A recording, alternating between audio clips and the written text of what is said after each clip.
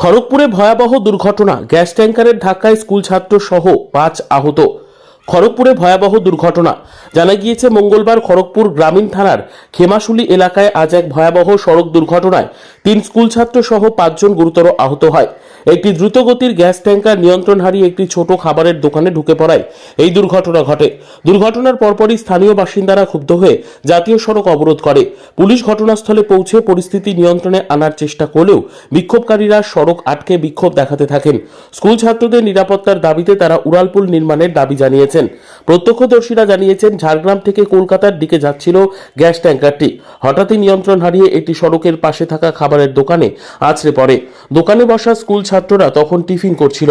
স্থানীয় বাসিন্দাদের দাবি, দীর্ঘদিন ধরে এই সড়কে উড়ালপুল নির্মাণের দাবি করে আসছেন।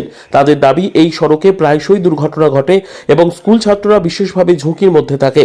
পুলিশ ঘটনাস্থলে পৌঁছে আহতদের উদ্ধার করে হাসপাতালে পাঠায়। বেশ কিছুক্ষণ পর পরিস্থিতি স্বাভাবিক হয়।